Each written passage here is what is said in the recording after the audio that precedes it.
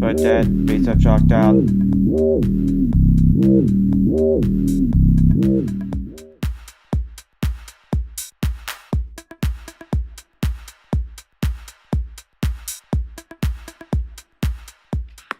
Yes, Adam, it's your computer, and I'm sitting here trying to understand what you are doing.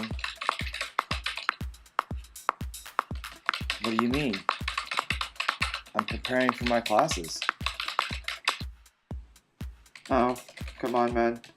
You spend countless hours on enhancing media into your classroom. Show me what you know.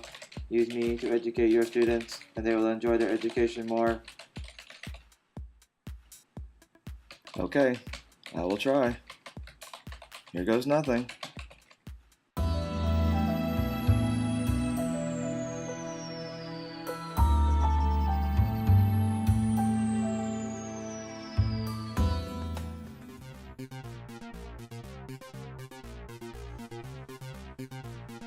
In multiple learning theory applications, we learned about how Howard Gardner believes in different intelligence in every individual.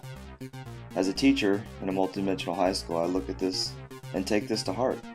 We look at every day how kids, learn different objects, learn different things.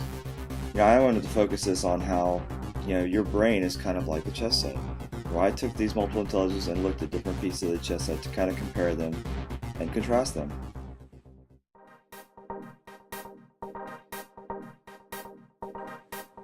In the Education, Design, and Evaluation course, I learned to take a constructivist approach to learning. This allowed me to look at the ADDIE process and its phases. One of the most important phases I took from this was a design phase. Being able to specify the learning objectives shown here in this project, the educator be able to look at the game design and to figure out what needs to be done and how it needs to be set up. The design process is one of the most important things I took from this course, the fact that what I was able to do was create my media project and creating an online course and to design that also.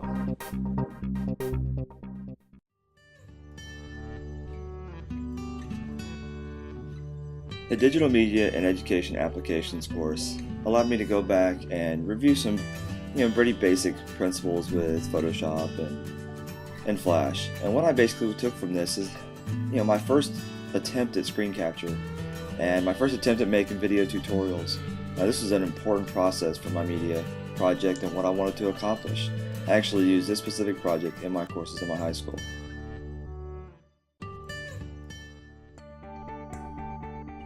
Filmmaking principles in education showed me how to use my camera and editing skills more effectively. This class in particular helped me focus on my video tutorials for my classes and this presentation.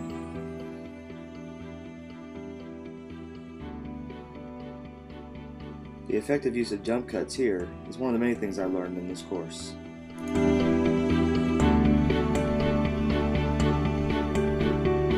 Media asset creation. We were shown how to develop correct media for our presentations. This course showed me what type of tutorials I can create.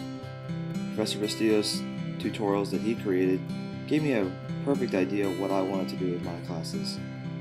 This course also challenged me to create better tutorials and add the correct media to them. Dealing with blogging, communication, discussion boards set an example for what I wanted to do with my information and media.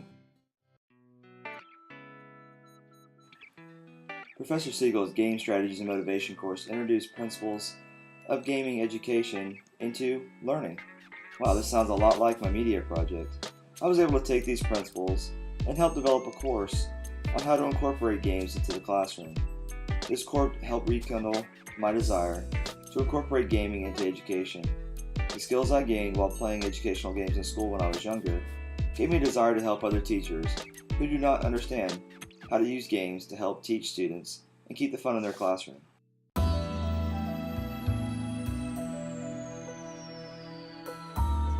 So what's the rationale by me choosing the project I did? Okay, educators, are these your students? Well, let's hope not.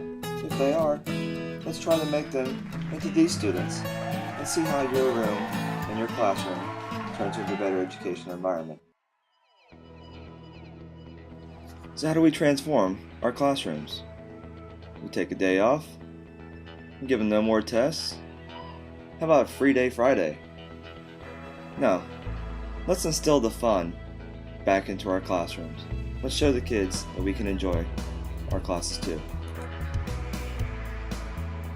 According to James Paul Gee, author of What Video Games Have to Teach Us About Learning and Literacy, if children are playing video games in such a way as to learn actively and critically, then they are learning to experience the world in a new way,